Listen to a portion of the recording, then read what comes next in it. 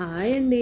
ఈరోజు నేను మనకు లంచ్కి కానీ బాక్సులకు కానీ క్యారియర్గా ఎంతో ఈజీ అయిన జీరా రైస్ చూపిస్తున్నాను.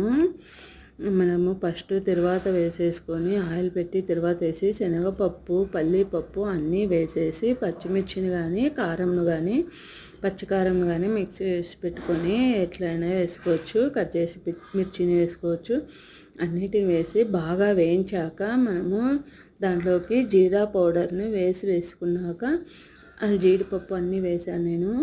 జీరా పౌడర్ని వేసేసి బాగా వేయించాక అన్నం కొంచెం సేపు దీని మీద వేసేసి పైన నిమ్మరసం చల్లుకున్నాక కొంచెం సేపు ఆగి మిక్స్ చేయాలండి. ఎంతో టేస్టీ అయిన జీరా రైస్ రెడీ అవుతుంది.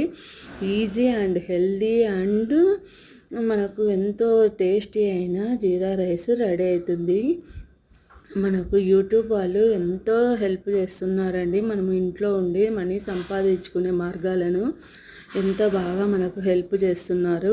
మనం వంటకాలను యూట్యూబ్లో పెట్టడం వల్ల వాళ్ళు మనకు అందరికీ స్ప్రెడ్ చేసేసి దానివల్ల మనకు డబ్బు సంపాదించుకునే మార్గాలను బాగా ఇచ్చారండి. నాకు యూట్యూబ్ వల్ల ఎంతో లాభంగా అనిపిస్తుందండి. అందుకే నేను కూడా స్టార్ట్ చేసేసాను యూట్యూబ్ను.